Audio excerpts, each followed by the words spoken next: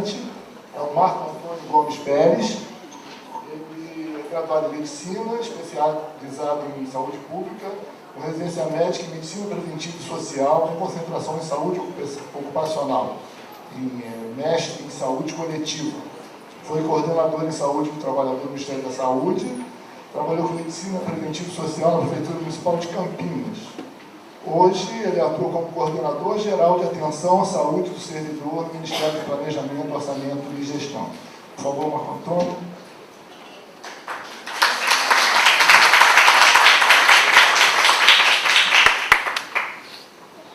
Bom, bom dia para todos, bom dia para todas. Eu gostaria de, em nome da SRH do Ministério do Planejamento, agradecer a SRH aqui da UF, né, pelo convite e parabenizar pela iniciativa de fazer um planejamento, né, estratégico, mas com bases participativas. Eu acho que isso é importante e faz um diferencial fundamental no resultado. Bom, a princípio, eu trouxe alguns elementos para vocês para discutir a questão da política de atenção à saúde do servidor. Então, todo esse universo de conceitos, colocado aqui brilhantemente pelo professor Giovanni, só tem um pontinho que é o polis focado na saúde, né? Então, um pouco.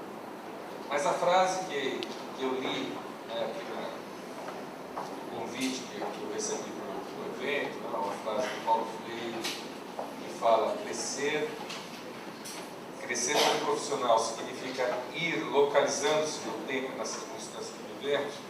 Essa frase, mais a apresentação do professor Giovanni, me provocaram, antes de começar a falar da política, a gente fazer um pequeno resgate aí de 5 ou 10 minutos sobre a origem do serviço e do servidor público no nosso país. Né? Quem somos nós e de onde viemos, enquanto servidor público, né? Enquanto pessoas ou seres humanos que têm, né, uma determinação social com uma função específica, né, com expectativas da sociedade para aquilo que nós realizamos no nosso dia a dia enquanto profissionais.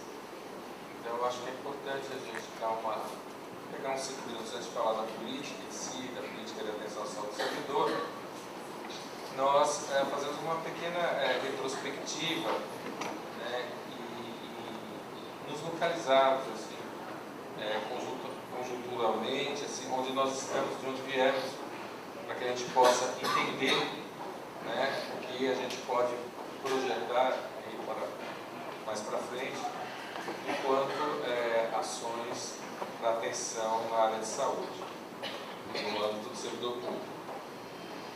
Então, eu acho que para a gente se localizar de onde viemos, ou quem somos nós, enquanto servidores públicos federais, é importante a gente ter em mente a criação e o desenvolvimento do Estado brasileiro. Né? O servidor público é aquele que presta serviço para o Estado. Né? Ora, mas que Estado é esse? Né? Então, de onde veio o servidor? Para a gente responder essa pergunta, a gente tem que ver de onde veio o Estado brasileiro. Então, nós precisamos recordar, né, como é que nasce, né, o nosso conceito ou identidade enquanto nação, né, enquanto país. Né. E aí a gente vai, bom, nós somos brasileiros. Né. Por que nós somos chamados brasileiros? A gente tem essa pecha de ser chamado de brasileiro. Da onde vem esse nome? Começar por aí. Né? Bom, nós, servidores públicos, prestamos serviço para o Estado brasileiro. Mas por que a gente é chamado brasileiro? Por que nós fomos apelidados e nomeados como brasileiros? São os exploradores do pau-brasil. Né? veja bem que nós não somos brasileiros, né, e nem brasilianos, nem brasileiros, né? Nós temos essa diferenciação, né? O sufixo ele não significa origem de nascimento, significa atividade de trabalho, de trabalho, né? Então, quem faz o pão é o padeiro, né? Quem trabalha com madeira é madeireiro, marceneiro, né? Quem faz trabalho com construção é pedreiro, né? O Egito trabalhava com pedra, né? Mas quem nasce no Brasil é brasileiro, não é brasileiro.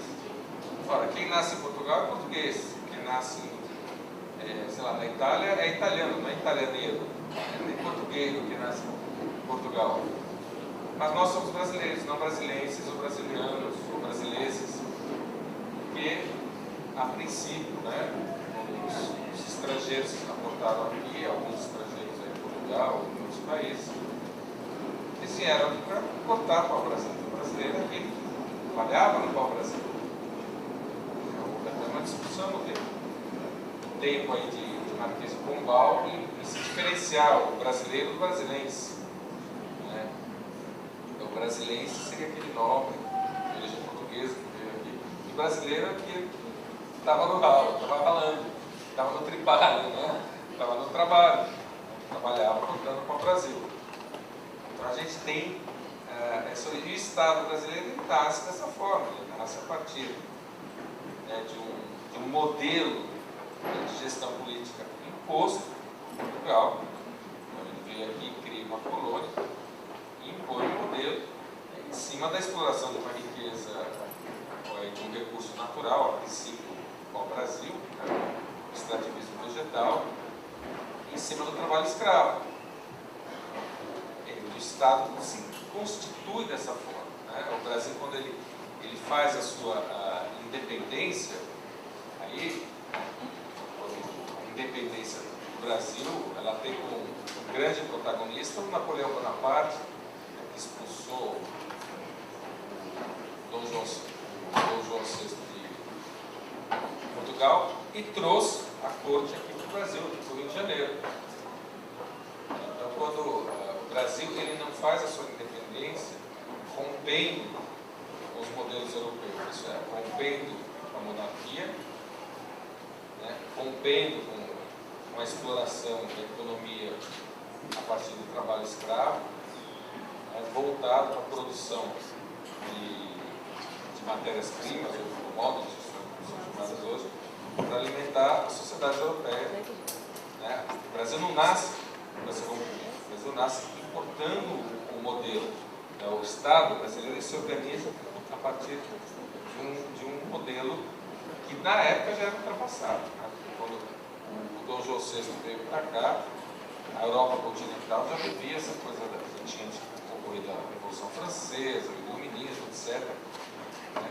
Então já havia, né, ideias novas surgindo, mas a gente acaba trabalhando com essa ideia de Estado da monarquia portuguesa que se instala aqui, né? E os primeiros servidores públicos são esses, né, que são trazidos aqui pelo Dom João VI.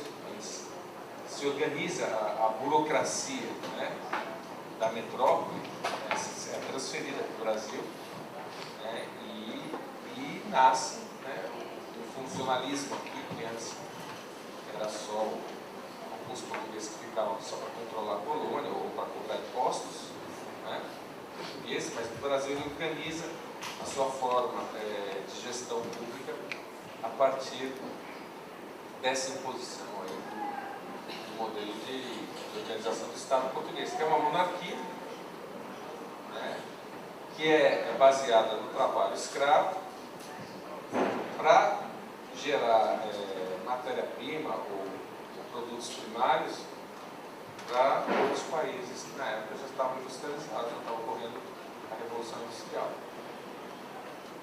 E a organização desse Estado, né, cria essa categoria do servidor público, né, organiza essa categoria, né, refletindo um pouco da sociedade. Então tem uma elite, o serviço público, dali junto à corte, os amigos do rei, né, que é a existência estaria até hoje,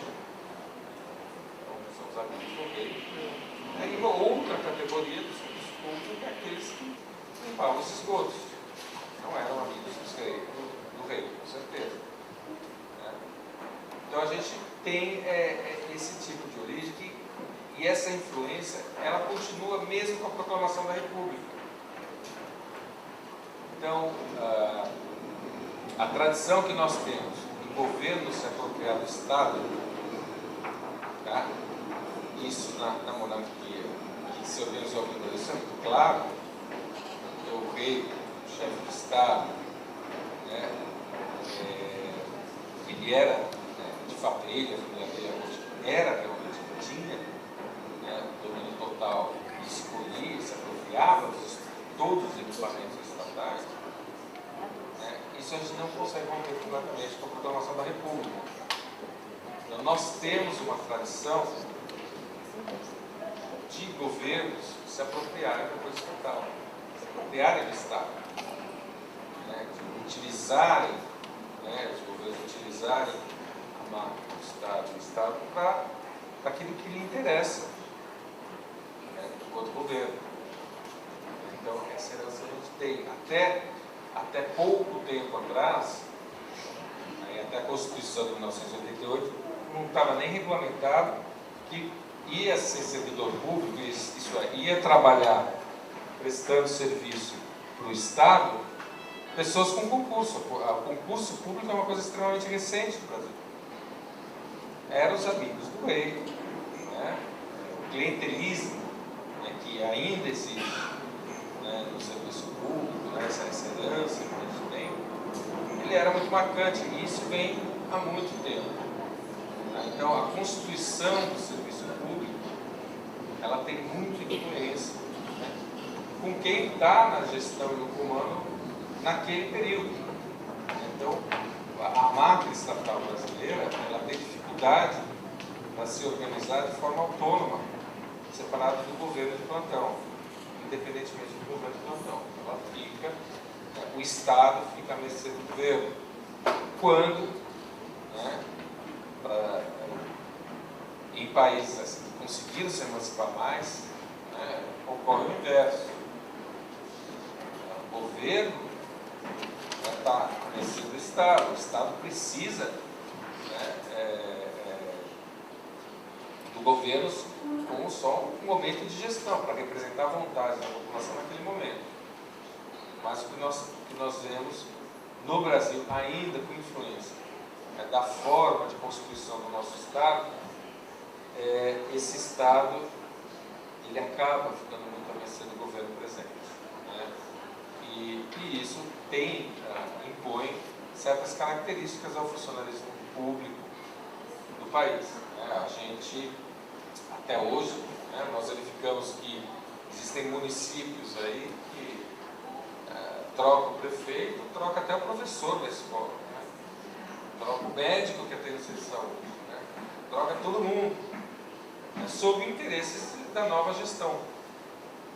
Quer dizer, não existe um Estado consolidado ali, né, que se mantém, que se reproduz, né, a partir dos interesses públicos já consolidados. Não, o interesse do governo está ali.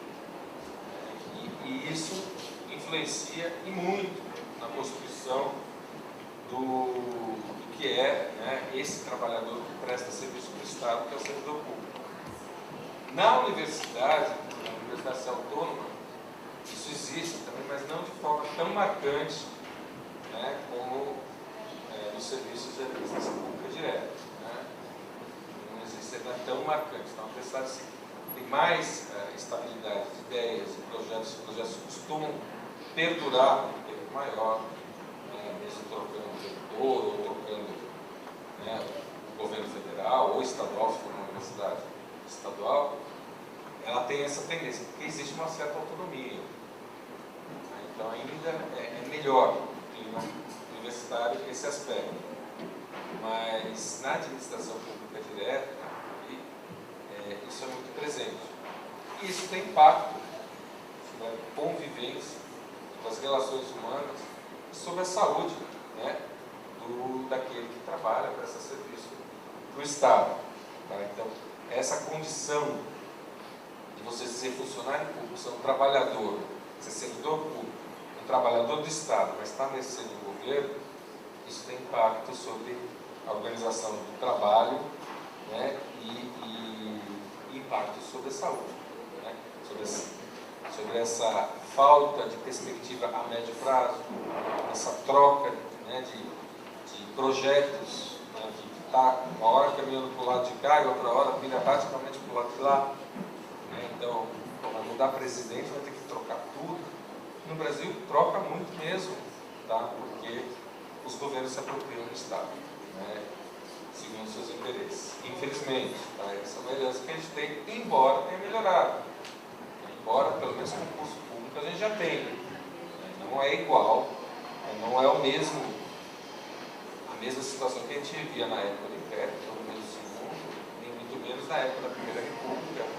As oligarquias se apropriavam do Estado, ou na época do Getúlio, né, também que houve uma apropriação até das lutas sociais, aí, nas questões trabalhistas, o Estado se apropriou de toda a luta trabalhista, fazendo a CLT, ou da época da ditadura, né, houve uma apropriação, né, no governo, uma apropriação do Estado por parte do governo, se apropriando até das ideias, né, então vivemos um momento sem dúvida melhor, eu acho, bem menos ruim do que éramos, né, então acho que há uma evolução positiva, né, do Estado brasileiro se consolidar e se emancipar, sem ser apropriado aí por interesses privados, tá? Mas isso é presente, tá? E esse processo eleitoral aí que a gente vê é patente, né? É evidente os interesses, né, que não são do Estado, mas sim menores ou de governos ou até particulares, na sucessão aí, a gestão, né, de quem vai fazer a gestão, gestar o nosso Estado. A Constituição de 88, ela coloca parâmetros diferentes, né, para a gestão do Estado. Então, o governo começa a ter obrigações um pouco melhores, né, de se manter esse Estado, né, começa a ter uma regra ou uma certa moralidade, né, como foi colocado aqui, naquilo, né, que é a obrigação, né, ou dever, né, do Estado e que o governo, né, independentemente de quem esteja, tem que cumprir. Então, quando é colocado a saúde, é um direito de todos. E o dever do Estado, então a saúde, enquanto direito do cidadão, né, ela só é conquistada em 1988, com a promulgação da Constituição Federal, a Constituição de 88, ela impõe para o Estado, independentemente do governo que esteja, saúde é um direito de todos, tá? Um direito que não deve ser transformado em serviços. Né?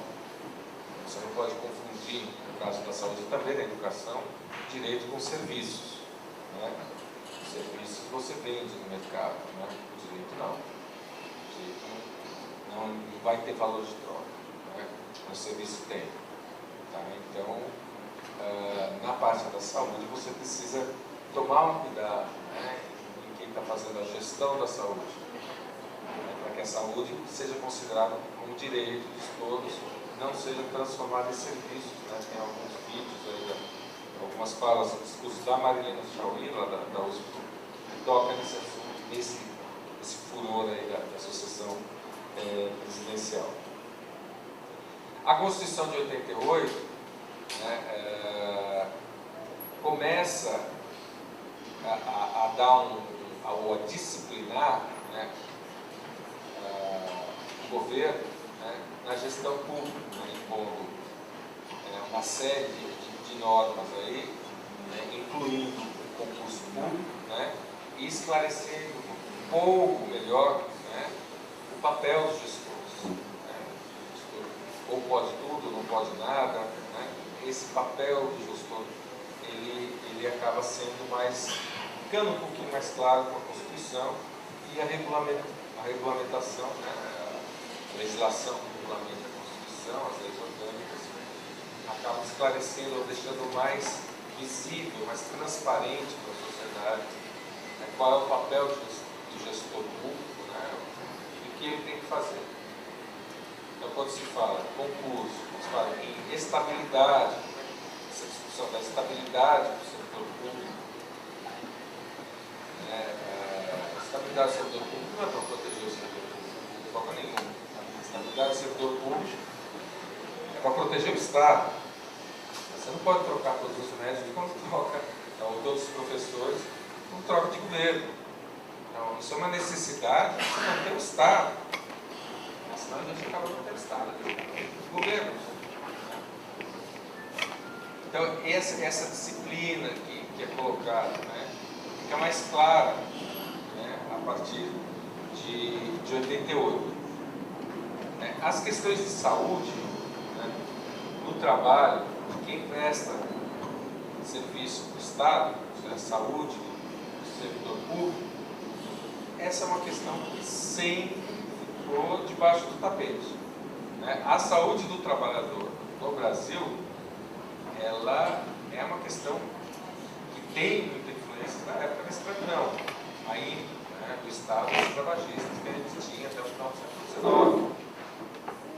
As conquistas da CLT, até na metade do século XX, né, que vieram a partir da consolidação de uma série de lutas que resultaram em aquisição de direitos nas primeiras 3 décadas aí do século passado.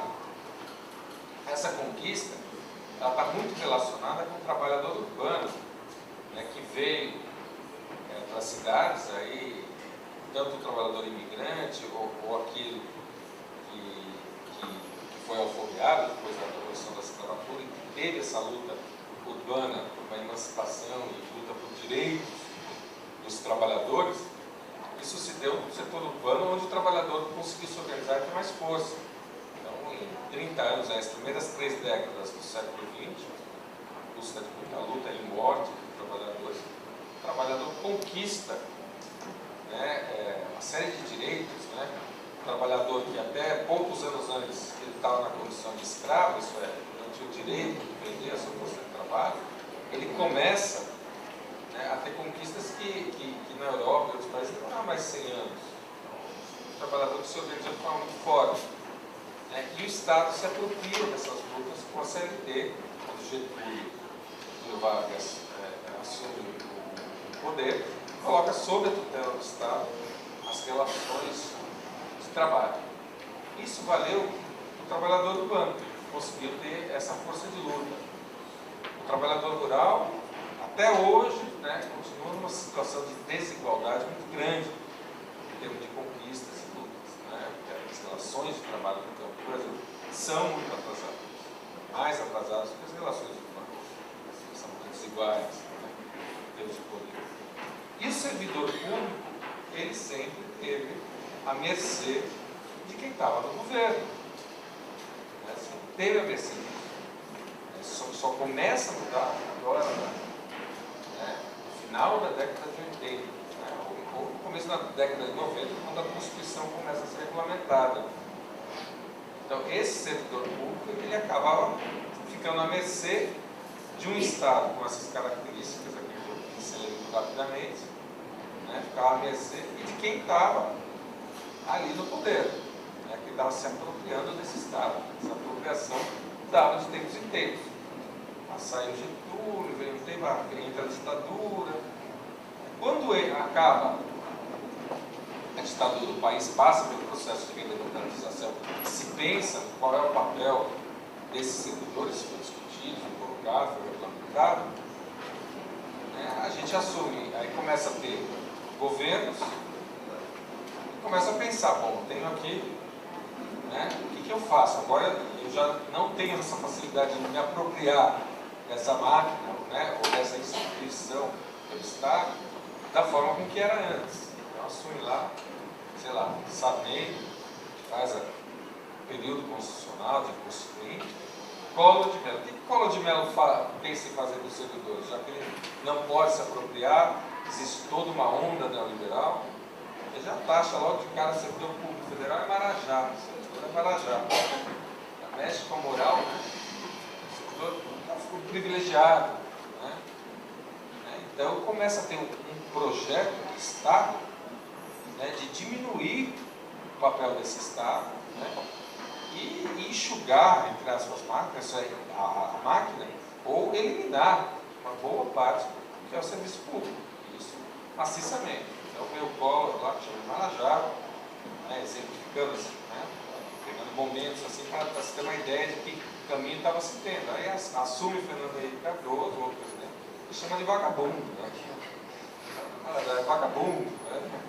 Coloca isso, né? Expressa isso, né? Em determinados contextos aí, né? De discurso aqui e lá, mas que expressam um sentido que estava se dando, o que se queria do servidor. Não se queria nada, se queria que ele acabasse, né? E na época do Fernando Henrique se criou uma categoria que aquilo que é o carreira típica de Estado, né? Então diferencia isso. O Bresser Pereira, né, que era gerente de supermercado, era do Pão de Açúcar, e vira, né, lá o Ministério do Planejamento, ele coloca essa linha, não, existe a carreira típica de Estado, que é aquilo que não tem jeito, que tem que ser do Estado, que é o juiz, que é o auditor fiscal, aquele que cobra impostos, e pouco mais além disso. Então, parte do judiciário, no executivo é só para cobrar imposto, e acabou. Não é papel do Estado fazer educação. Professor não tem que ser servidor público. Aquilo. Então, todo mundo vivenciou a época que o então ministro Paulo Renato, né, ministro da Educação, quantas universidades federais foram abertas? Nenhuma. Né? Foram abertas um monte de universidade privada. Né? Não estou falando que é melhor ou pior, ou certo ou errado, mas é o que foi colocado. Então, a ideia era que professor não era para ser servidor público, era para trabalhar numa universidade privada, para ser assalariado de uma universidade privada.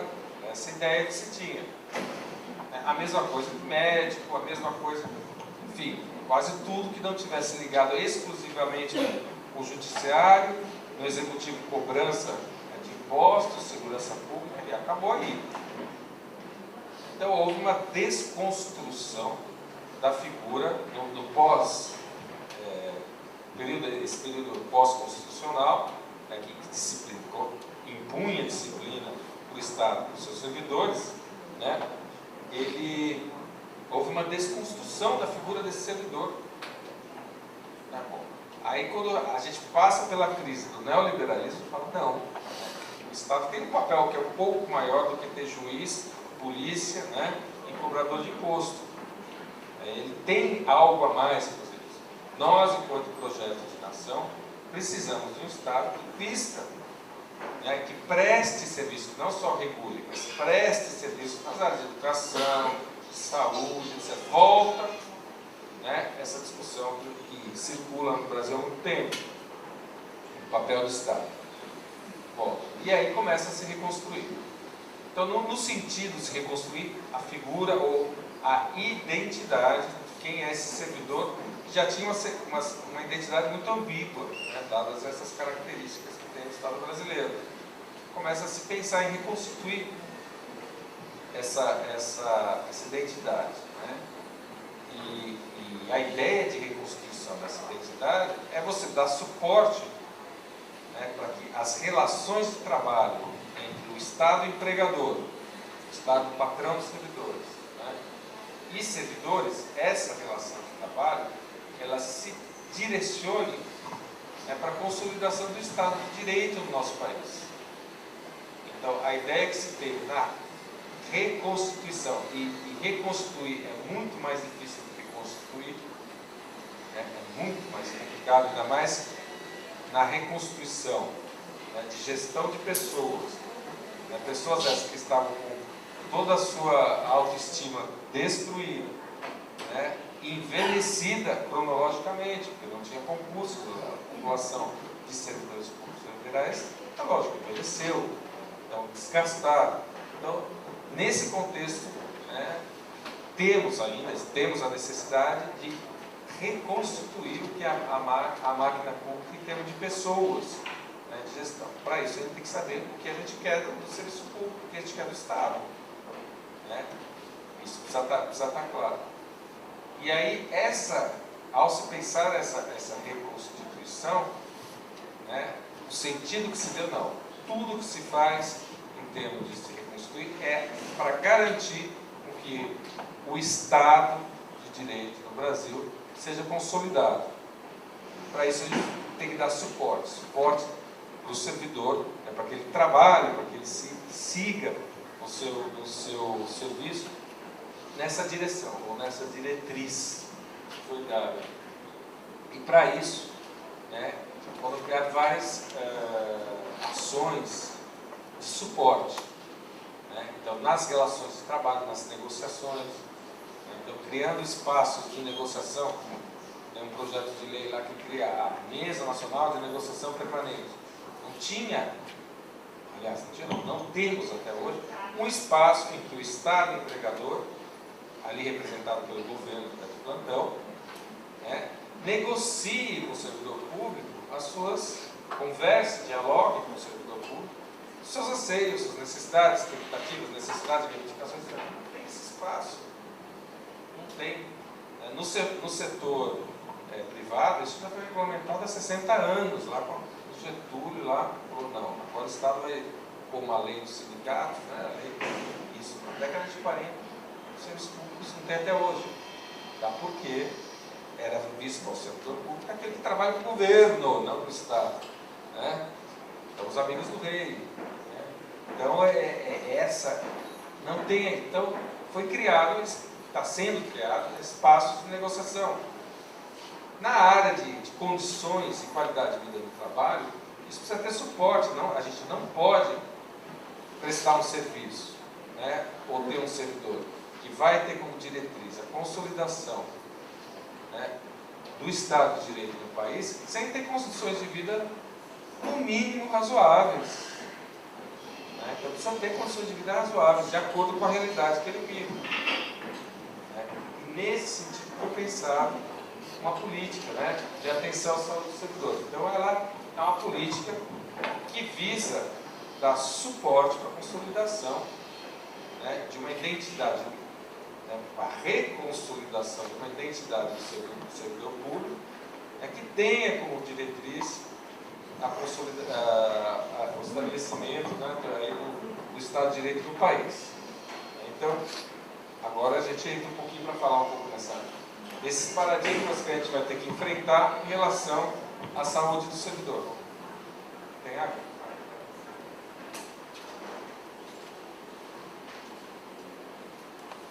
Então, o que se localizou, né, o que se identificou no diagnóstico que foi feito ao se pensar havia necessidade de uma política de atenção à saúde para esse trabalhador que presta serviço do Estado, né,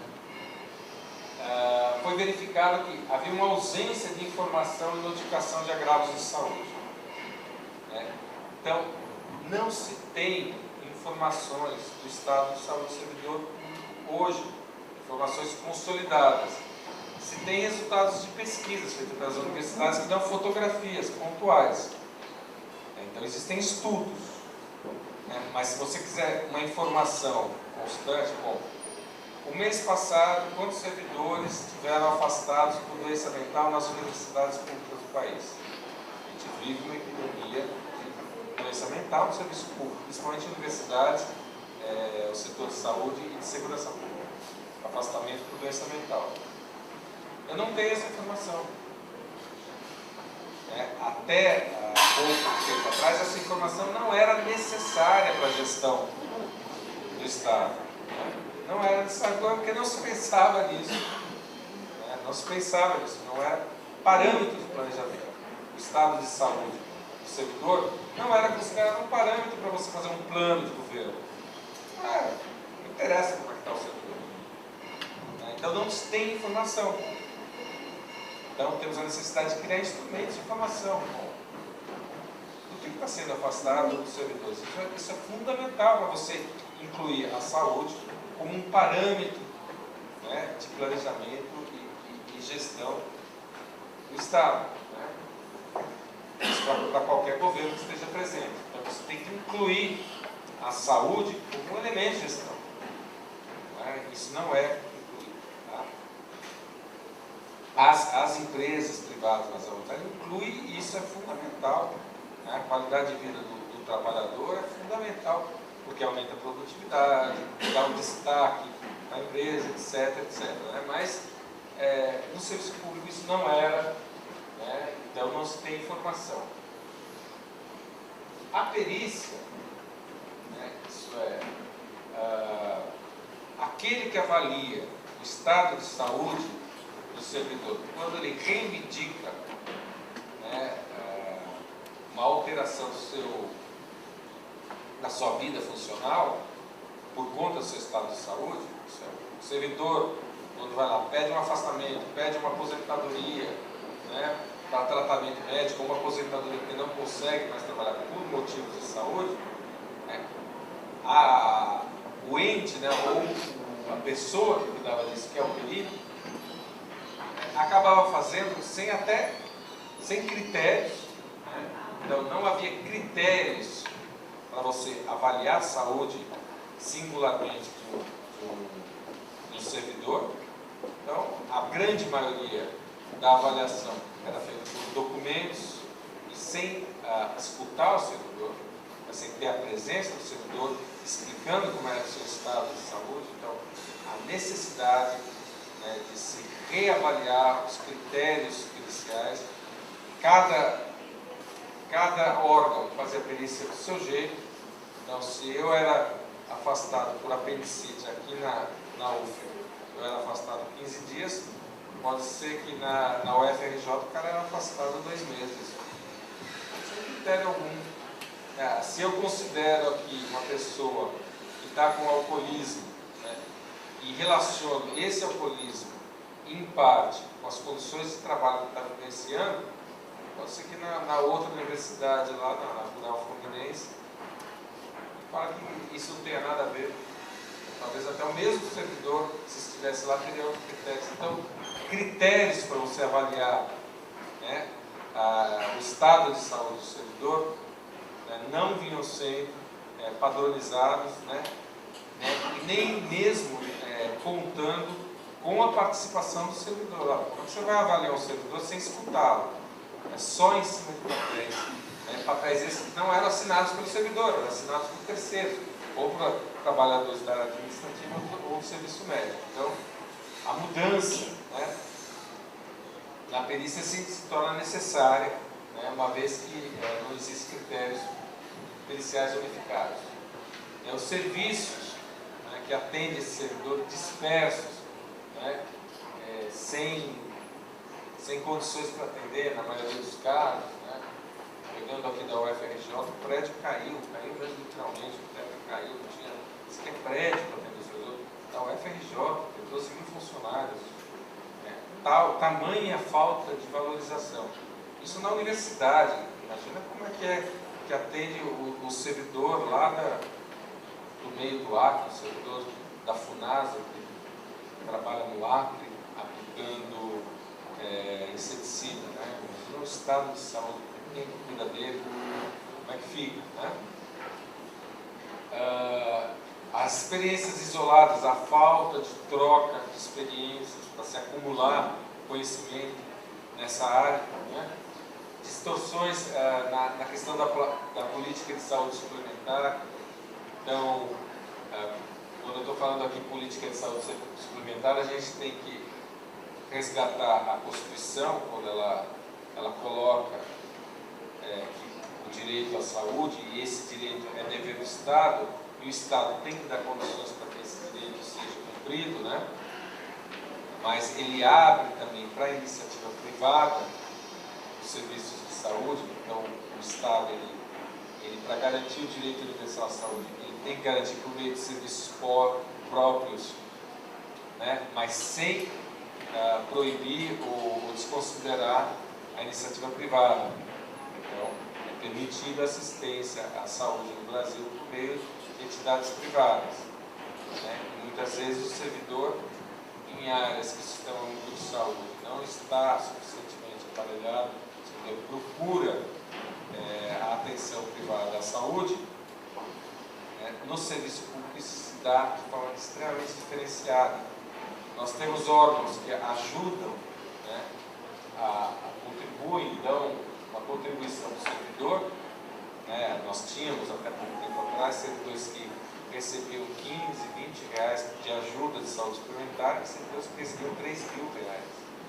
E geralmente aqueles que recebiam mais eram os que menos precisavam, eram os que tinham melhor salário, né, e que tinham menor idade.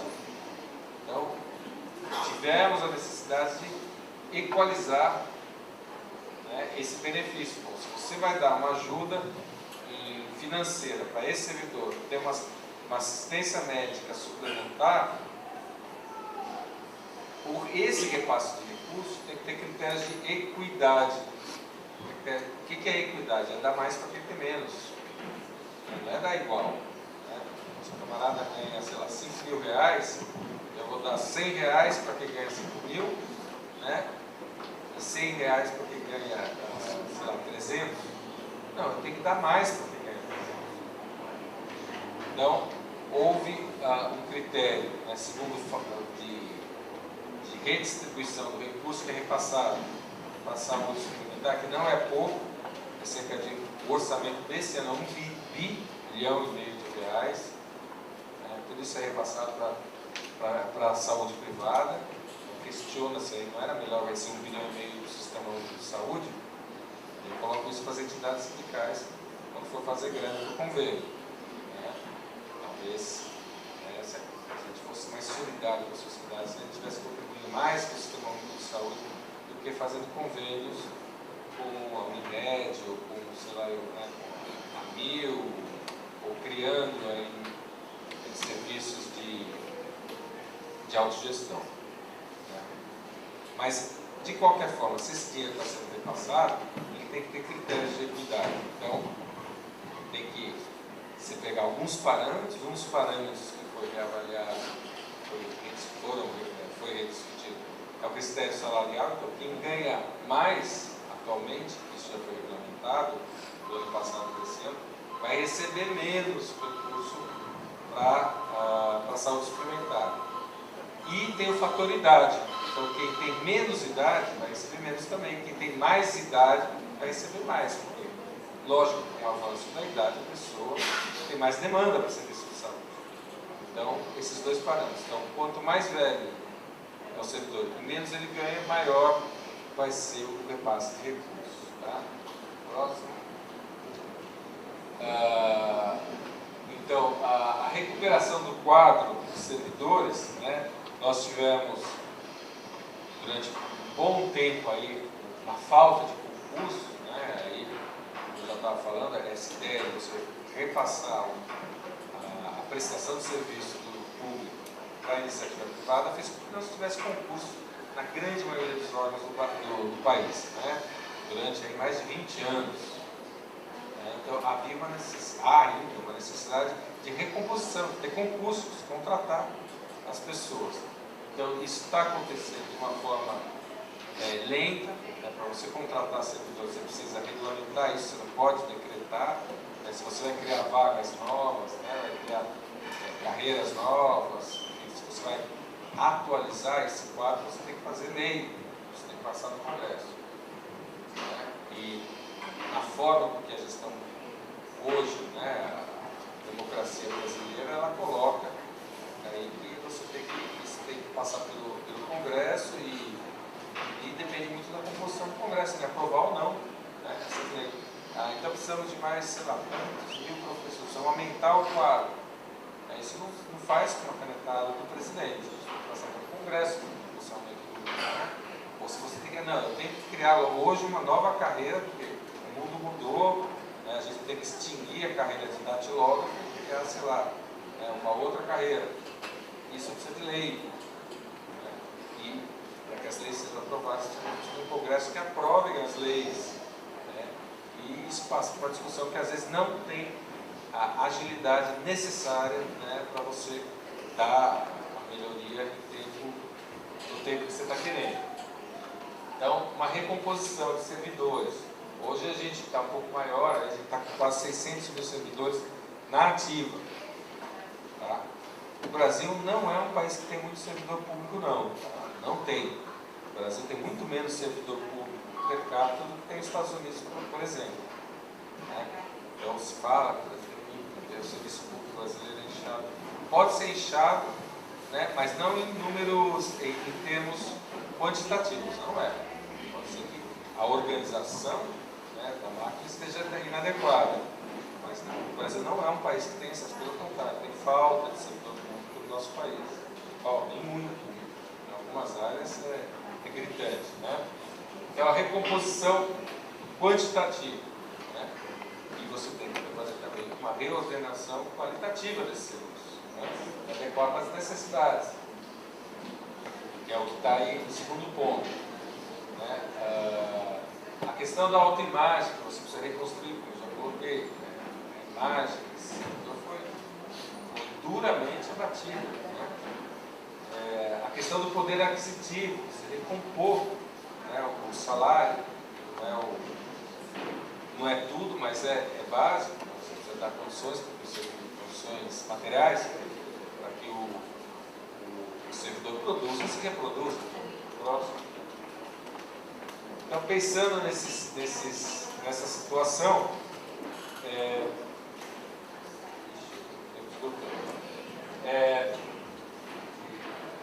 se montou, né, uma reorganização, ou se pensou em organizar uma política de atenção à saúde do servidor, pensando, né, na questão da atenção à saúde, né, que envolve assistência, perícia e promoção, né, pensando na questão previdenciária, a gente precisa pensar na questão previdenciária do servidor, né, não existe ainda uma regulamentação da previdência do servidor público federal, a gente precisa regulamentar isso.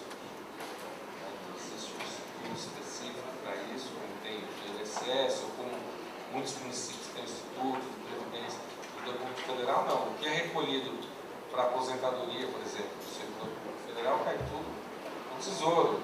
Ele fica mexendo no tesouro. Isso é um problema. Um problema. Precisa ser pensado, precisa ser construído, né, a questão dos benefícios e atenção à saúde. Próximo. E aí se pensou num sistema de atenção, que chama CA, sobre o Sistema Integrado de Atenção à Saúde do Servidor, tá, que é quando eu estou falando de sistema, eu não estou falando do sistema de informações, tá? Eu estou falando do sistema organizacional. Tá? E por que ele é um subsistema? Porque ele está ligado ao atual sistema CIPEC, que é o Sistema de Gestão do Pessoal Civil da União. Tá? Então, a organização dos CIAs é parte do CIPEC, não pode ser algo paralelo à parte. A saúde ela tem que fazer parte, né, do sistema de gestão de todos os servidores públicos federais, que é estratégico para que o elemento de saúde faça parte do sistema de gestão, né, do pessoal civil da União. Nesse sentido, foi criado dentro do Ministério do Planejamento uma estrutura, né? Até 2003 não existia nada, ninguém no Ministério do Planejamento que especificamente tivesse a função de pensar nas questões de saúde e previdência do servidor. Não tinha, isso era visto, né, uma parte assim, secundária.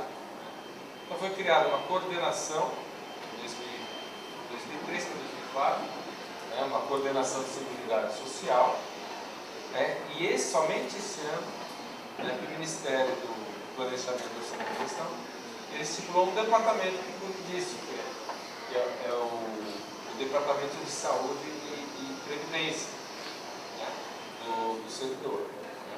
Então é muito recente, até dentro do Ministério do Planejamento, né, uma área que pense nessas questões, porque isso não fazia parte da gestão federal, não se pensava nisso.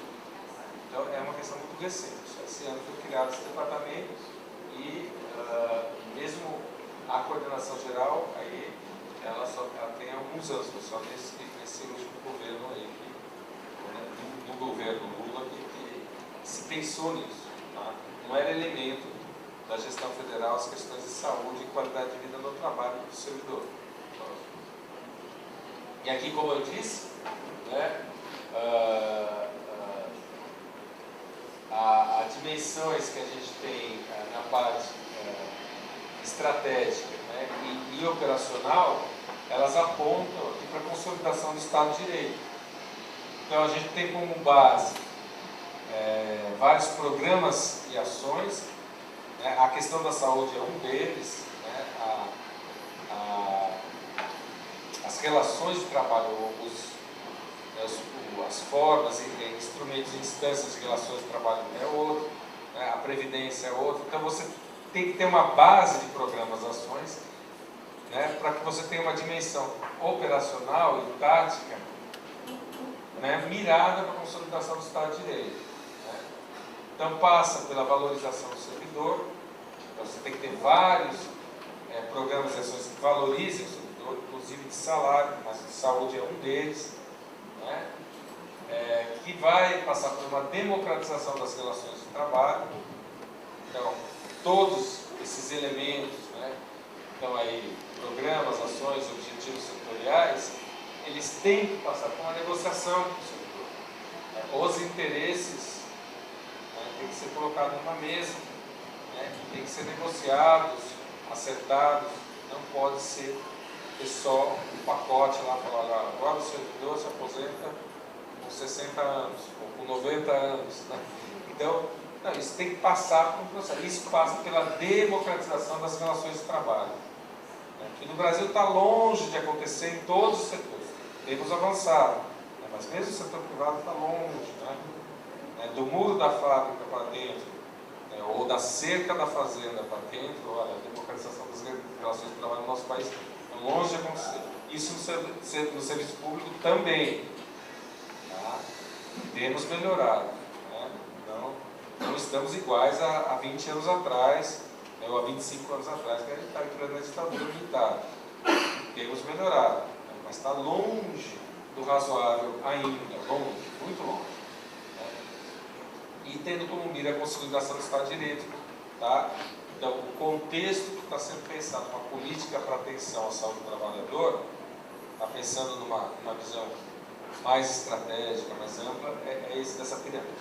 Próximo. Né? Então foi feito um planejamento estratégico para as ações de saúde, né? Que contemplou consultas públicas.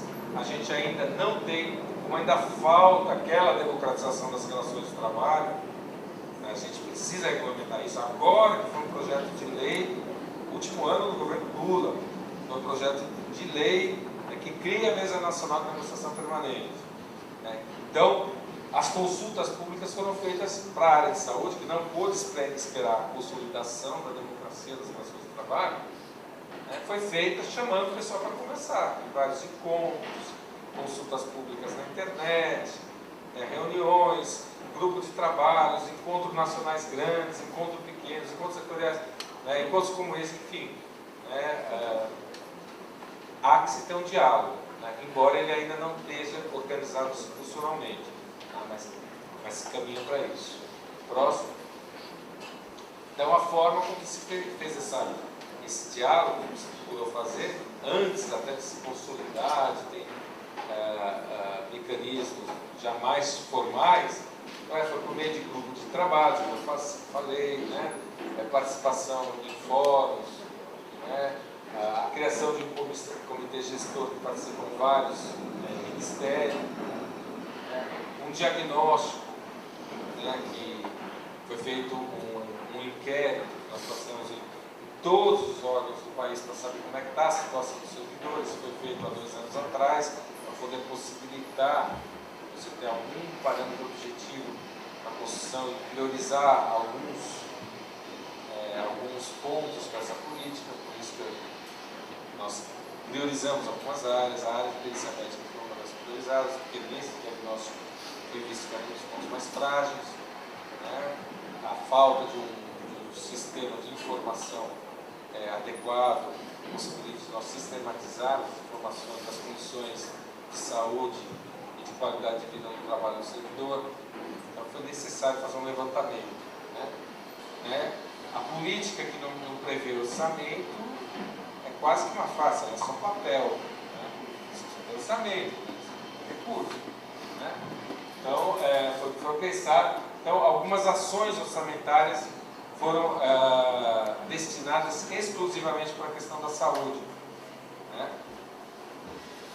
Então, a questão da assistência médica odontológica começa a ter uma rubrica, né, uma ação orçamentária específica para esse ponto, né? É uma despesa obrigatória, isso significa não pode ser contingenciada pelas situações ou ocorrências aí no meio do governo. Então, você tem que gastar naquilo, né, em saúde, né? Recursos para exames periódicos, uma visão de exame periódico, né, que dê suporte para você fazer promoção à saúde. Uma rubrica ou uma ação orçamentária para fomentos e projetos. Esse fomentos e projetos você pode incluir aí capacitação, então, formação, educação permanente, né, para os servidores na área de saúde e qualidade de vida do trabalho. Inclui você prover os órgãos com recursos materiais necessários para a atenção à saúde, então recursos para reforma dos ambientes que vão atender o servidor na questão de saúde e qualidade de vida, né? Equipamentos, né? E, além de custeio, que eu falei, para a área de formação, né, e promoção à saúde. E também um recurso específico para que se desenvolva sistemas de informação, né? Foi priorizado o sistema de informação e que nós tivéssemos uma padronização das informações de saúde em todo o país, né? Incluindo informações de perícia, informações de exames periódicos, de exames de ingresso, né, ou admissionais, ou de investidura, como está descrito na lei 8.112, né, e informações de promoção e vigilância de ambientes de trabalho, avaliação de ambientes de trabalho. Então tem recursos para isso, os órgãos podem contar com esses recursos.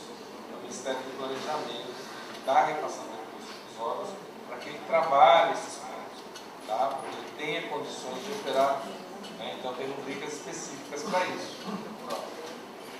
Então aqui é o sistema de informação, né? Que informatiza e dá informações imediatas. Então, no que diz respeito à perícia médica, esse sistema já está pronto, já está sendo instalado aí em vários órgãos já instalados, né? Aqui no Rio de Janeiro é fundamental, né? O Rio de Janeiro ele tem quase 25% dos servidores federais do país. Tem muito mais servidor público federal no Rio de Janeiro do que em Brasília, muito mais, né? Então, é muito importante, né? As universidades do Rio darem suporte para que os órgãos públicos possam trabalhar as questões de saúde. Tá? É estratégico para nós do que as universidades sejam parceiras nesse processo, porque a universidade tem estrutura, né, de conhecimento, de acúmulo de debate, né? Então ela tem estrutura para formação, para capacitação, educação permanente. Então a gente tem priorizado as universidades, porque a universidade vai ser a multiplicadora, né, da instalação. Né? E nos órgãos, em geral, a gente tem priorizado resolver problemas de perícia médica, né, que é o diagnóstico que nós fizemos no país, porque aí dessa pesquisa, né, desse inquérito que nós aplicamos, colocar uma perícia com um grande nome. Então, o sistema de informação. Esse sistema de informação se chama SIAP Saúde, chama SIAP Saúde porque o sistema de cadastro, que cadastra o servidor público para fins de folha de pagamento, chama SIAP. Tá? Então nós não optamos por fazer um sistema paralelo. Então todos os dados cadastrais comuns de todos os servidores públicos federais do país, então no SIAP, eles vão gerar informações para o sistema de saúde, que é o SEAP Saúde. E nós estamos implantando, começamos com a perícia médica, que já está pronta, sendo implantado, já estamos implantando o sistema de periódicos, que também já está pronto, já está sendo implantado, e estamos trabalhando o de avaliação de ambientes de trabalho e promoção à saúde, né, que são a vigilância e promoção à saúde. Então, próximo, então já está implantado em vários lugares, né? Essa então, é a ordem de prioridade que a gente está fazendo na implantação do sistema de informação, perícia e exame periódicos, né? Promoção e vigilância. Promoção e vigilância está em desenvolvimento agora, investidura que ainda não começou. DW é um extrator, tá? É um sistema que extrai dados a partir das variáveis, né, desses itens anteriores, para você possibilitar a análise. Então, nós vamos poder fazer análise, tá, de dados vindo da perícia, que podem ser cruzados com exames médicos periódicos, que podem ser cruzados com promoção e vigilância e com os exames de ingresso. Tá? É essa linha. Bom, na questão da perícia em saúde, né, na questão da perícia em saúde, quais são aí os critérios, né, ou melhor, as premissas, né, traçadas para a gente sistematizar e uniformizar a perícia em saúde, que é um grande problema do serviço público. Então, a transparência, tá? Tem que ter transparência, né? O servidor tem que saber o que está sendo feito com o corpo dele, né? Então, tem que ter transparência, tá? Porque às vezes o estado de saúde dele gera, né, impactos sobre a situação funcional dele, e ele não sabe o que está acontecendo. Isso muitas vezes piora o estado de saúde dele, gera ansiedade, gera expectativas, instabilidade, etc. Humanização, né? Existe uma característica de muita impessoalidade, muita desumanização na ação pericial. Isso também ocorre no INSS e também ocorre no Serviço Público Federal. Então, humanização. A transdisciplinaridade, quer dizer, perícia em saúde não pode ser uma coisa exclusiva da área médica, embora a área médica seja fundamental para avaliar o estado clínico do servidor. Mas não pode ser, não deve ser. A área social é fundamental, né? A psicologia, né? Então, essa ação de avaliação do estado de saúde do servidor, ela tem que contar com diferentes disciplinas. Tá? Então, para ter uma transdisciplinaridade, né, você precisa trabalhar com equipes multiprofissionais, diferentes formações, né, ao avaliar a saúde. Tá? Então, nós estamos apontando para essa direção. Está tudo por fazer ainda. Estamos começando a possibilitar que pelo menos quem faça o laudo pericial não seja mais só médico, embora o médico seja fundamental e necessário, mas também o perito também pode ser dentista. Quem vai dar suporte para essa perícia é uma equipe multidisciplinar. Então isso está aberto e colocado como diretriz. Psicólogo, assistente social, né, e outros profissionais formados em outras áreas que estejam de acordo com as necessidades daquele órgão, daquele ambiente de trabalho.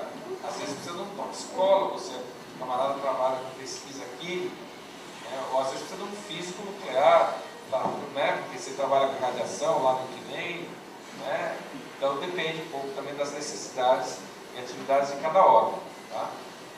Né, mas aqui a gente vê, no mínimo, profissionais da área de saúde mental e da área social é necessário junto com o pessoal da área médica. No mínimo isso. Ela tem que ser uniformizada, quer dizer, os procedimentos têm que ser realizados a partir de protocolos comuns. Não pode ser diferente, você não pode atender os servidores, né, com critérios diferenciados para um e para outro, de acordo com o órgão, de acordo com a região do país. Então, foi feito um manual de perícia, né, para isso, foi lançado esse ano. Né, foi lançado já faz alguns meses. Na assistência médica odontológica, isso é na saúde suplementar, aquilo que eu já coloquei, né, então o benefício ele é normatizado, tem tem uma dotação orçamentária obrigatória, né, os critérios, né, de você ter esses critérios de equidade da distribuição do recurso, né, de acordo com a faixa etária e o salário. Próximo. A promoção à saúde tem essa figura aí do guarda-chuva, né, porque ela tem que abrigar várias áreas. Né? Você não pode fazer a promoção à saúde desvinculada da perícia, desvinculada do exame periódico, desvinculada da assistência médica ou da assistência à saúde do servidor. Tá? Então, a promoção à saúde ela tem que integrar, ou tem que ser um elo de ligação de todas as ações de saúde do servidor. Né? Tem aí como a estratégia avaliar ambientes e processos de trabalho. Então, nós temos que considerar, para todas as ações de saúde, o ambiente, né, e o processo de trabalho em que está inserido o servidor. Isso vamos dizer assim, é um princípio, né, para a atenção à saúde do servidor. Próximo. O sistema, né, que nós estamos implantando, o sistema de informação, né, que eu já coloquei. As prioridades traçadas para esse ano, nós estamos aí já amarrando e fechando o ano, é um ano diferente, porque esse ano é o último ano de governo, então você tem que fechar as diretrizes do governo.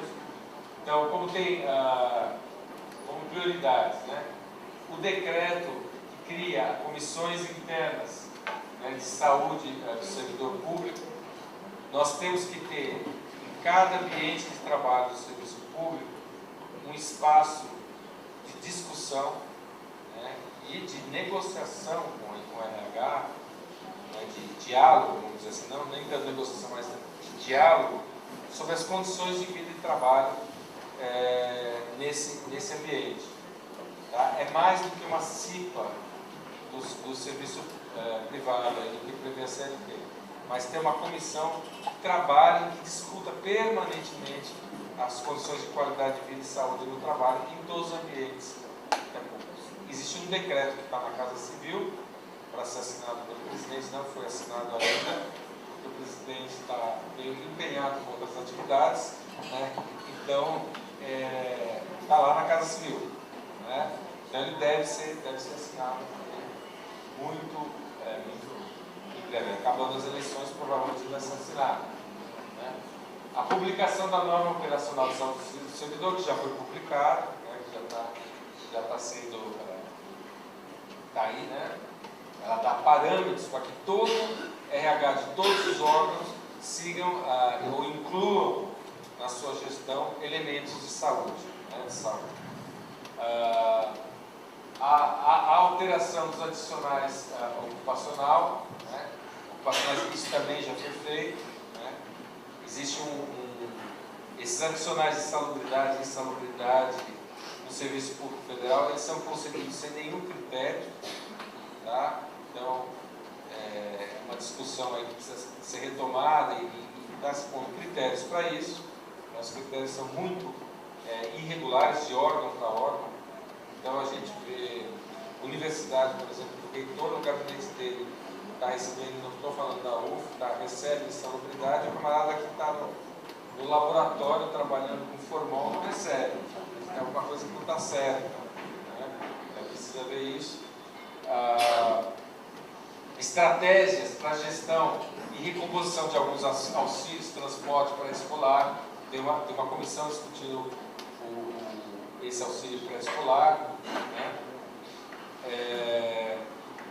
E o projeto, né, da Previdência, né, do regime próprio de Previdência dos servidores da União.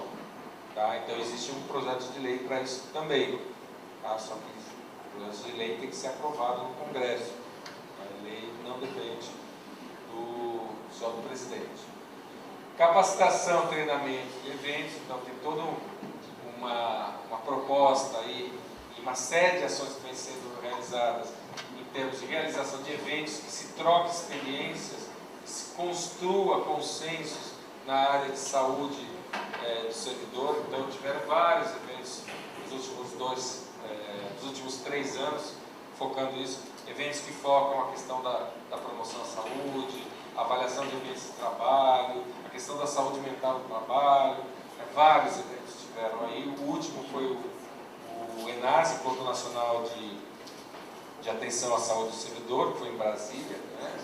Tinha aí mais de 1.000 pessoas, 1.100 pessoas, né? Com convidados nacionais, internacionais. Aconteceu aí no começo de setembro, né? E formação, um programa de educação permanente e formação para a saúde do servidor, que é montado, foi programado a partir do encontro de várias universidades que sentaram, montaram o programa. Então tem cursos sendo realizados, tem um que vai sair aqui com a UFRJ, com a professora Cecília Cavalcante, está pronto já. Tem um curso na área de epidemiologia e a análise, né, de dados, que está sendo montado, o curso de distância com a Universidade Federal da Bahia. Tem outros cursos que já estão em realização na UNB, tem um curso de saúde mental e trabalho, qualidade de vida no trabalho. Tem outro curso que está sendo realizado já na UFMG, que é sobre vigilância vigilância de ambientes de trabalho e organização dos serviços de saúde do servidor, que a UFMG está fazendo, a professora Ada Assunção. Então tem vários, né, projetos, alguns se consolidando, como o caso aqui do Rio, e outros já em execução, dentro de uma programação de educação permanente e formação na área de saúde do servidor. Então, essa é uma parceria com as universidades federais, principalmente federais, que a gente tem feito.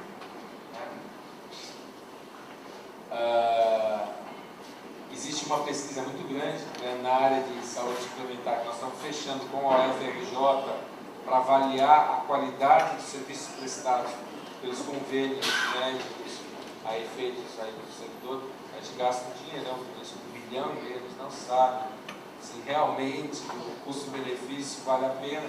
Então, um projeto de pesquisa nacional está sendo desenvolvido numa parceria entre o UFRJ e o USP, o professor Lígia Bahia da UFRJ e Mário Schaeffer da USP, para desenvolver essa pesquisa, inclusive com entrevista, né? Com entrevista do servidor para pesquisar a qualidade, né? Isso em escala nacional. Uma política de comunicação, publicações, o portal, né? Um portal atualizado, internet próximo. Esse aqui é a cara do portal aí, né? Então tem lá informações, então o servidor que estiver necessitando de alguma informação, o mínimo, pelo menos a legislação, uma agenda do que está sendo feito, isso vai ser disponível, não, isso vai ser não, isso é disponível, é só abrir a página, né? Então era basicamente isso, gente. Eu extrapolei o tempo, porque eu achei importante dar uma discutida sobre a contextualização, em que, em que contexto essa política está sendo montada, né? E isso prolongou um pouco o nosso tempo. Eu agradeço o convite, estamos à disposição para qualquer questão, aí, se fizer necessário.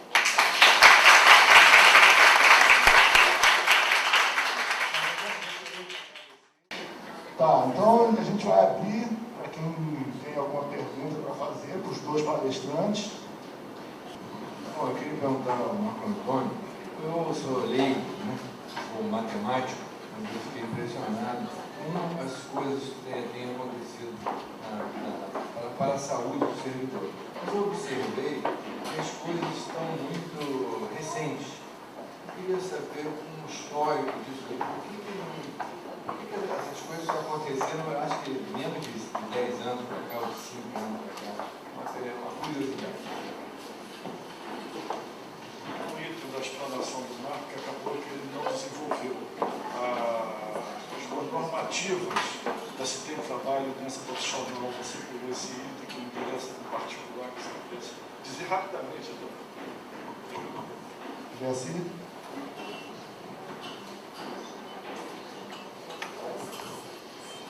À tarde, a gente vai fazer uma discussão, uma reflexão acerca do que a gente ouviu na parte da manhã.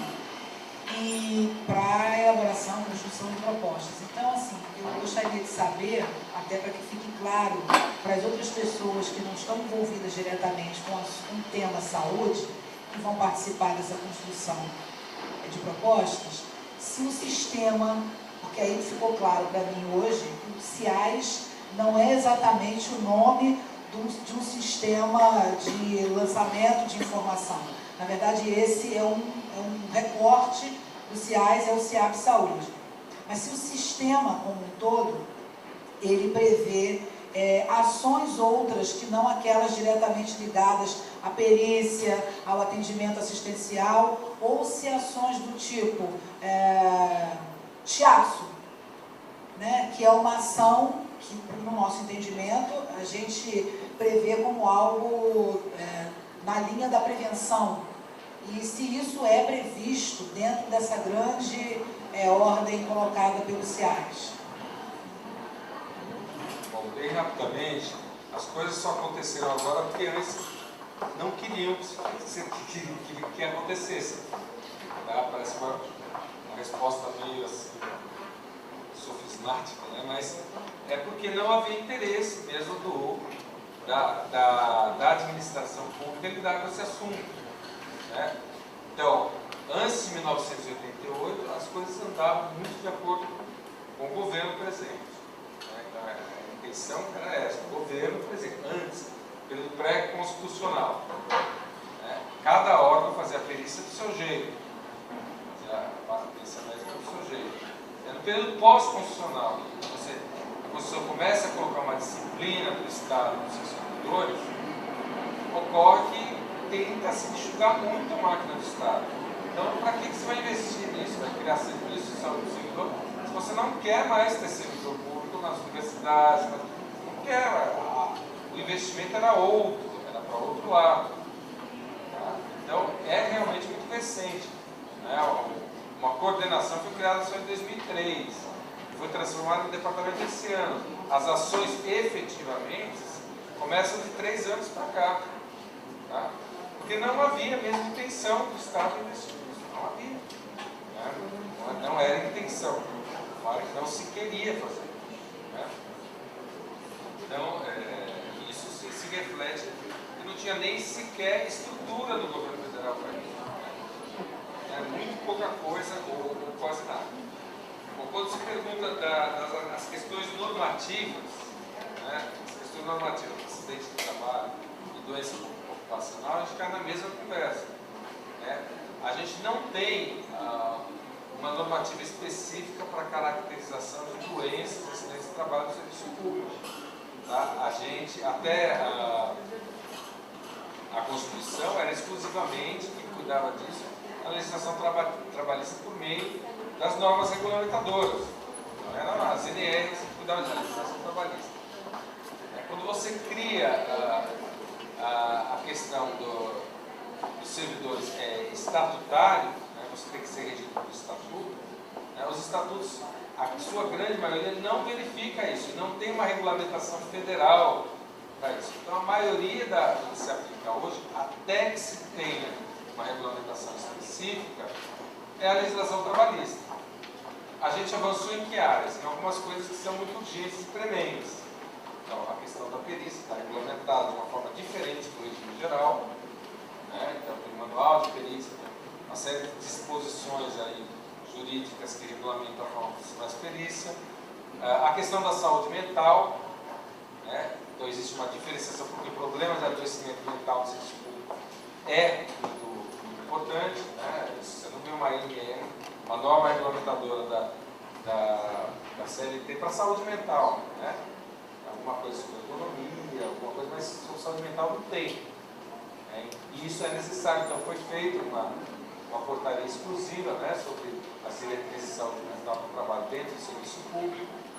A questão dos adicionais, né, isso também foi regulamentado. Né?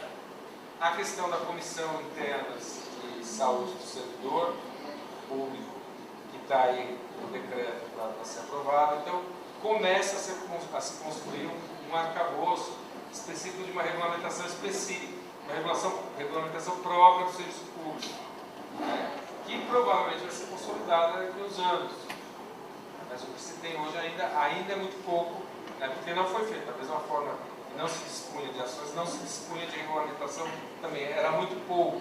E o que tinha era muito antigo, não era adequado com a realidade atual do serviço público.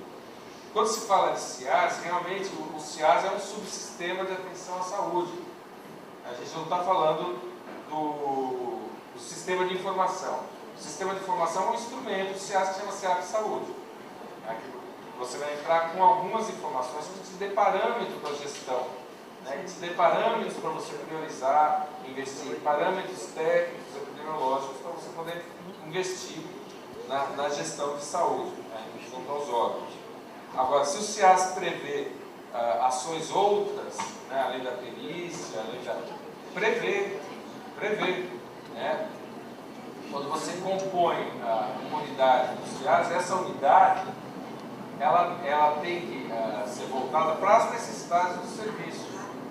Então pode ter chiados, pode ter o que o serviço ali, o que aquela comunidade de servidores achar que for necessário para melhorar a sua qualidade de vida no trabalho. Tá? Agora, isso não pode ser feito em cima só do interesse dos técnicos. Né? Tem que ter o interesse dos servidores, tem que ser negociado com o gestor local. Né? Então, tem que ter um processo aí de consolidação. Isso não é de discussão, né? De verificação de troca de experiências com quem já fez, não fez para a gente também não reinventar a roda, né? Não dar tiro na água, né? Então, esse tipo de coisa tem que se fazer. Mas o subsistema é extremamente aberto para propostas. Nesse momento, principalmente, é extremamente aberto porque é uma coisa nova, né? E é necessário se mostrar novas experiências, né? Tanto aí de ações de promoção, né?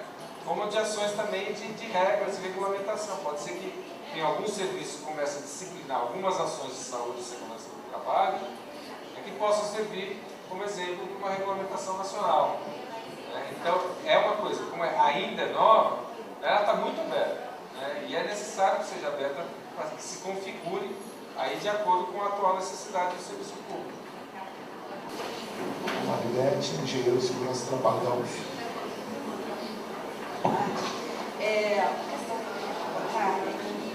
Tradicionalmente, nós temos uma visão muito baixa com respeito aos exames periódicos, diferentemente da iniciativa privada.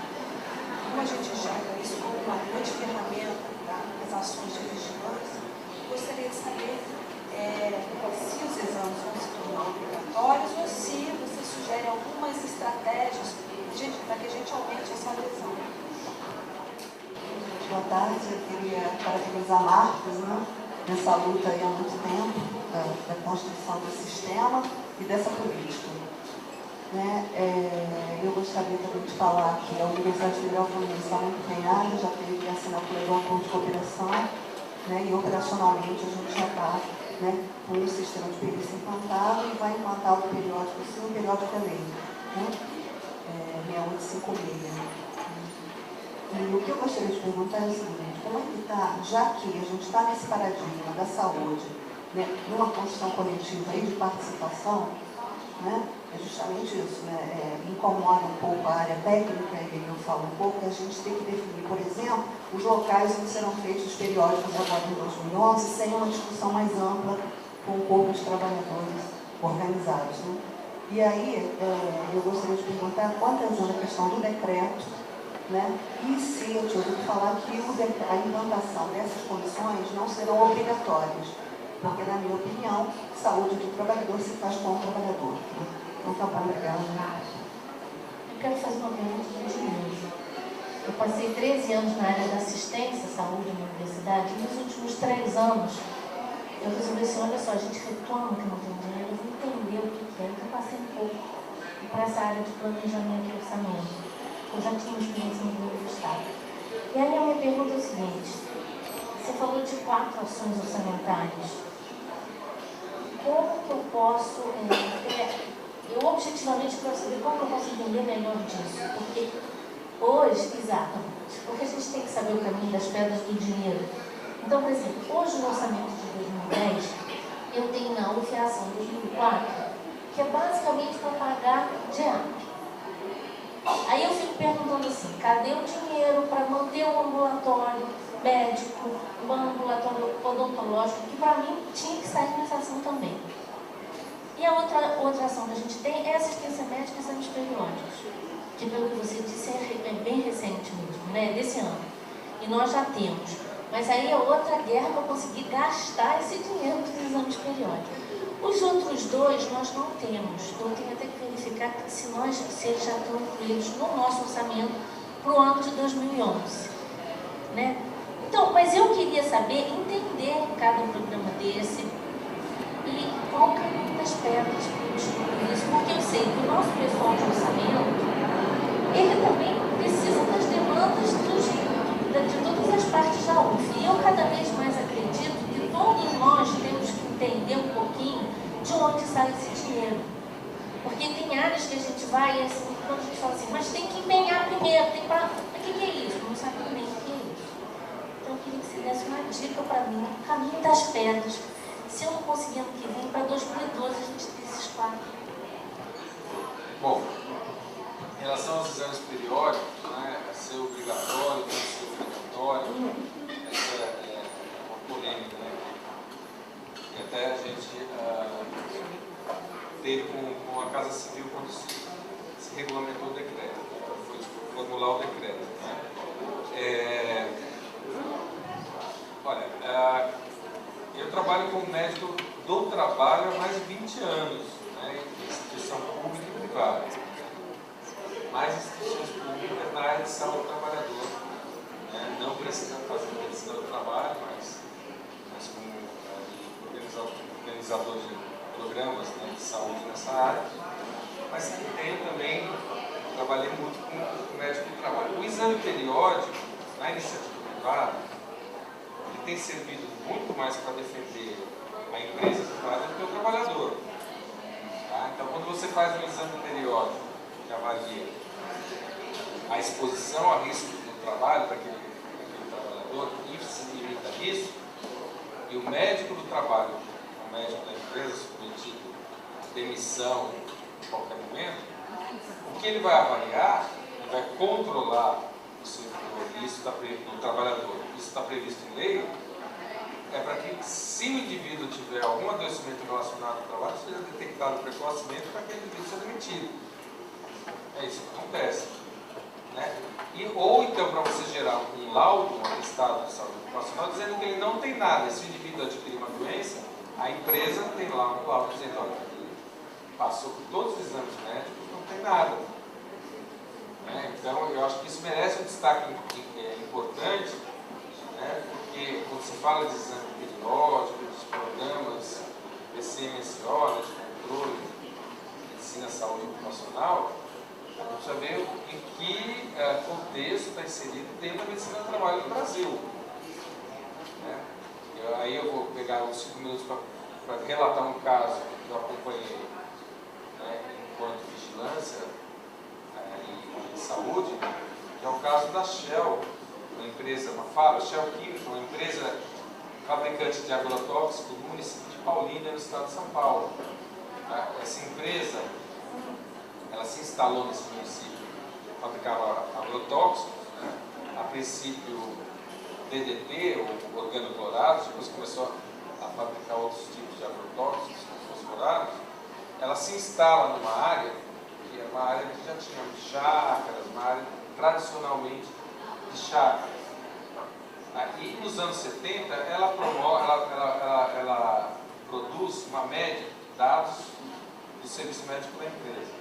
Uma média de 5 intoxicações por mês. A fábrica tinha variava de 600 a 800 funcionários, de acordo com a produção. Tinha uma média de 5 intoxicações de trabalhadores por mês. No serviço médico registrado, o trabalhador se intoxicava, ele saía da produção, ficava fora da produção, se desintoxicava, voltava para a produção, tudo respeitando os parâmetros legais das NR, das normas trabalhistas para isso. Então, a empresa, então, ela tinha lá tudo registrado, que ela respeitava a lei. Tinha o médico afastava quando estava intoxicado, quando baixava os níveis de agrotóxicos lá no sangue, ele voltava para a produção. Passaram-se alguns anos, na década de 90, a população em volta dessa empresa começou a ter uma incidência de câncer 20 vezes maior do que a população geral. A população em volta começou a morrer de câncer. A área de medicina do trabalho estava fazendo tudo que tinha que fazer, que estava previsto em lei. Né? Então, hoje a empresa foi fechada, enfim, graças a Deus essa fábrica se mudou para Nicarágua, não está mais ali. Né? Então, o que eu quero chegar com essa história? Né? O exame médico periódico, ele simplesmente, sei lá, obrigatório, você colocar 2 ou 3 elementos, tá? Que só vai dizer se o indivíduo está ou não adoecendo por causa do trabalho, ele vai favorecer principalmente o empregador, tá? Na forma com que ele vem sendo organizado no Brasil há 30 anos. Bom, quando a gente discutiu o exame periódico para o serviço público federal, a gente falou, não, a gente pensou que tem que ser diferente. Ele tem que ser um elemento que detecte precocemente formas de adoecimento ou de alteração do estado de saúde do servidor, né, de maneira que você possa fazer uma ação preventiva. Né, não livre só o serviço público e falar, olha, né, mesmo porque o servidor público tem estabilidade, totalmente diferente do serviço privado. Então, a questão da obrigatoriedade, a gente acha que pode não ajudar muito. Né? Então, o que a gente acha que é fundamental... Oi? Do ponto de vista legal. Porque as pessoas simplesmente irem lá, né, e o órgão simplesmente fazer 2 ou 3 hemogramas por ano pode não ser para absolutamente nada, a não ser gastar recurso público. Então você precisa ter, a partir de fazer um exame periódico a partir de um programa que o órgão monte, junto com os servidores, que ele esteja motivado a avaliar o seu estado de saúde, tá, para ter um momento de avaliação, né, que possa propor ações de melhoria. Né? Então, isso é um desafio mesmo. É melhor não fazer do que fazer para não servir para nada, tá? Porque aí pelo menos não vai gastar dinheiro público. Tá? Então, o que se tem hoje na regulamentação é que o órgão é obrigado a prover o exame periódico, é obrigado, mas o servidor pode se recusar a fazer. Tá? Mas o órgão é obrigado a oferecer, isso tem um recurso, né, com gasto obrigatório, tá? Com despesa obrigatória. Bom, do decreto da CISP, que pé que está, né, o decreto está pronto, ele foi negociado, renegociado, né? Ele prevê que todos os órgãos têm que ter, né, essa comissão, né, e está lá para ser aprovado. Tá? Agora, não dá para ter grande expectativa, é uma coisa inicial, não tem que ter o segundo decreto, o terceiro, que vai melhorando, todos os órgãos têm que ter. Tá? Prevê que é necessária, salvo se a Casa Civil fizer algumas mudanças em cima da hora, tá? Porque isso acontece, tá? Porque sai do parâmetro técnico, quando vai para a Casa Civil passa por outros parâmetros, decisão entre os ministérios, né? Aí é outro, né? Mas está colocado como todos os órgãos devem ter. Tá? Bom, o recurso, tá? Esses recursos, assim, para assistência médica, assistência à saúde, tá? A gente encara que assistência à saúde, quem tem que fazer assistência, o indivíduo fazer consulta, se tratar, não é o órgão que tem que prover isso. Não é o órgão. Tá? É o Sistema Único de Saúde, né? Ou a saúde suplementar. Então, se o indivíduo é hipertenso, ele tem que se tratar no SUS ou lá no convênio, na GEAP, onde for, né? É lá que ele tem que se tratar. É lógico que o órgão, se é um órgão grande, pode ter um ambulatório que tenha uma emergência, possa atender. Ninguém é contra isso, não. Tá? Mas o recurso é destinado para que o indivíduo se trate em instituições públicas ou privadas, conforme a Constituição, de tratamento de saúde. Tá? Então ele pode se tratar no hospital universitário? Pode. O hospital universitário é SUS. Pode. Ele pode se tratar no hospital da GEAP, lá, ou ligado à GEAP? Pode. Tá? Mas não é ali no serviço médico do RH. Tá? Embora possa ter um atendimento de emergência, ter algum aconselhamento, tá? Mas o tratamento, tá? Mesmo porque o tratamento, a saúde hoje é uma questão tão complexa que serviços médicos de recursos humanos não tem condições para isso, não tem retaguarda, não tem equipamento, não tem especialista, etc.